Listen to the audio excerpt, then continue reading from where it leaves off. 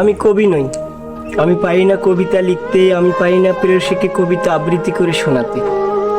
তবে আমি পারি কবিতার থেকে অনেক যত্নে প্রেয়সীকে আমার রাজ্যে রানীর মতো করে সাজাতে। আমি কবি নই। আমার নেই কোনো সুন্দর লেখা গল্প, আমার নেই কোনো গল্পে লেখা কোনো শ্রেয়সীর কথা। তবে আমার মনে আছে গল্পের বাইরে থাকা এক মায়াবতীর দেয়া নির্মম ব্যথা।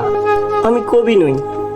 আমি পারি না কোনো কাব্য লিখতে, আমি পারি না কোনো কাব্যের ভাষায় তোমায় বলতে। তবে আমি পারি কাব্যের থেকে আরও জটিলতরভাবে তোমায় ভালোবাসতে। আমি কবি নই।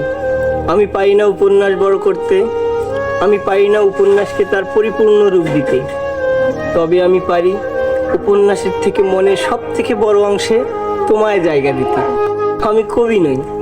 কবিদের মতো নেই কোনো আমার নিত্য নতুন মনোভাব, হয়তো কবিদের মতো নয় আমার ভিতরের ব্যক্তিত্বের স্বভাব।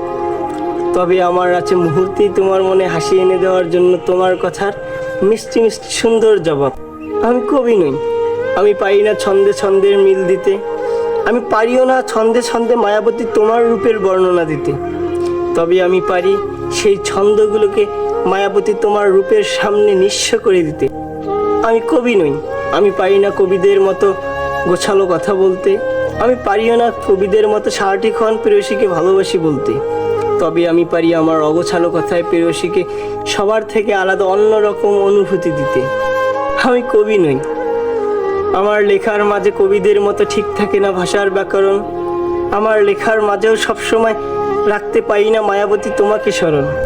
সব কিছুতেই কেমন যেন উল্টো আমি, যেমন থাকে না কোনো কবি, থাকবেই বা কেমনি। ওই যে বললাম আমি কবি নই। হ্যাঁ, তবে সত্যিই বলছি আমি কবি নই।